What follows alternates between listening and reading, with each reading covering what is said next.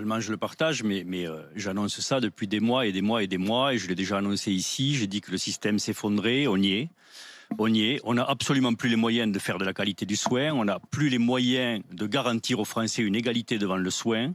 La situation est profondément dramatique. La grande erreur serait de penser que seules les urgences ou les hôpitaux sont touchés, parce que ce n'est pas vrai. La médecine de ville est profondément touchée. Les cliniques privées sont touchées exactement comme les hôpitaux. Il n'y a pas un seul secteur du soin qui n'est pas touché. Le médico-social également. La situation est profondément dramatique. C'est l'aboutissement de 30 ans d'erreurs. C'est l'aboutissement aussi du fait que les réformes qui ont été mises en place par le gouvernement sortant n'ont absolument pas résolu le problème et ne pourront le résoudre.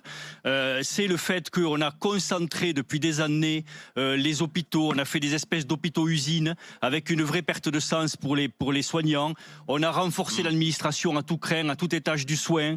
On a voulu faire de l'efficience. L'efficience, c'est faire mieux avec moins. Ça fait des années qu'on a gouverné le soin sous l'angle de l'économie et pas sous l'angle sanitaire. C'est-à-dire qu'on a privilégié l'économie. On a cassé le thermomètre. On a formé moins de médecins en disant si on fait moins de médecins, ça coûtera moins. Tout ça nous amène là aujourd'hui. Aujourd'hui, moi j'ai honte par rapport à mes patients. Quand je veux prendre rendez-vous auprès d'un spécialiste, il me faut parfois 6 mois, voire 1 an pour obtenir le rendez-vous. Quand je veux hospitaliser quelqu'un, je n'y arrive plus. C'est-à-dire que les gens, comme on ne peut pas les hospitaliser, les états se dégradent. Comme les états se dégradent, ils passent par les urgences. Les urgences ne peuvent pas faire sortir les gens parce que les services ont fermé des lits. Les services ont fermé des lits parce qu'il leur manque du personnel. À partir de là, on a des gens qui passent des heures et des heures et des heures sur des brancards qui ne peuvent pas sortir des urgences. On ne peut pas garantir la qualité du soin. On fait prendre des risques aux patients. Et là, le médecin, le médecin, ou pas le médecin d'ailleurs, l'homme politique qui va être ministre de la Santé, va être en charge de cette catastrophe qu'on est en train de vivre. S'il dit aux Français qu'il peut résoudre cette catastrophe dans les semaines qui viennent,